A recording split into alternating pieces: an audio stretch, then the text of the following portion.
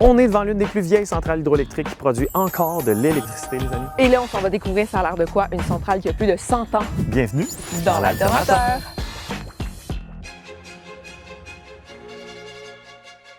Là, on est sur en fait un complexe hydroélectrique. Donc, il y a eu jusqu'à 5 centrales simultanément ici. Puis là, en ce moment, on est dans la NAC qu'on appelle, qui était la North Aluminium Company. Oui, Northern Aluminum Company, le premier nom de l'Alcan. Après, c'est devenu Aluminum of Canada, puis la contraction fait Alcan. Ça a commencé en 1899, production en 1901. Fait qu'en moins de 2 ans, ils ont fait la bâtisse où on se trouve.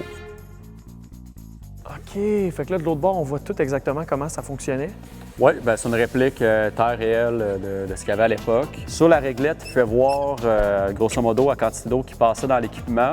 Ils avaient les RPM en haut, puis ça pouvait leur dire si ça tournait trop vite ou pas assez vite selon les normes d'équipement. C'est fou de réaliser ça comparé à quel point aujourd'hui c'est checker ces affaires-là, puis c'est des ordinateurs, puis c'est super précis. Dans le temps, c'était comme « Ouais, ça a l'air pas pire, OK, ouais, c'est bon. » Oui, sûr qu'on consommait moins de courant, mais quand même, là, c'était une bonne job. Puis après, ils sont passés de ça au panneau de l'autre côté. Ça, j'en ai déjà vu, là.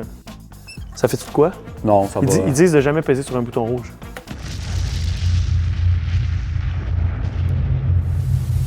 Est-ce qu'encore aujourd'hui, dans le complexe de Shawinigan, il y a des centrales qui fonctionnent? Oui, la centrale Shawinigan 2, depuis 1911, produit avec les mêmes groupes alternateurs. Puis il y a une centrale qui a été faite à la fin des années 40, la centrale Shawinigan 3 qui produit aussi. Donc, c'est les deux centrales qui produisent toujours. Toute la centrale, avec ses 8 groupes, produit 200 MW. En moyenne, à l'année, 70 000 maisons. Quand même. Oui, pour une centrale de 1911, elle se trouve être plus puissante des centrales plus récentes.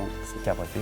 Ouais. Fait que là, derrière nous, on voit, c'est ça, on voit les anciens groupes, mais en dessous de ça, il y a tous les tuyaux là où l'eau passait. Ici, on a gardé les tuyaux. Fait que OK. dans le sous-sol, là, on peut aller voir ce qu'il y a en dessous. Parfait. Allons là. Direction les conduites forcées.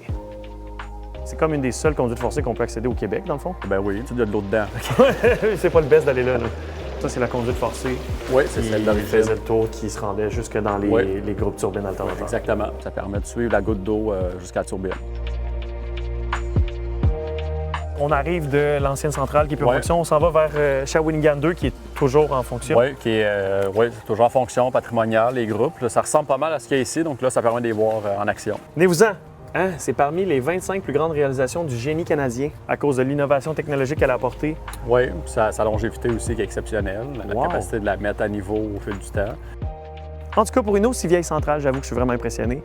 Ce qui me fait le plus capoter, c'est de penser que mon grand-père puis moi, on a peut-être eu la même électricité dans notre vie. En tout cas, comprends-tu ce que je veux dire? Oui, je comprends. Ça vient de la même place. Ouais. Bye! Bye!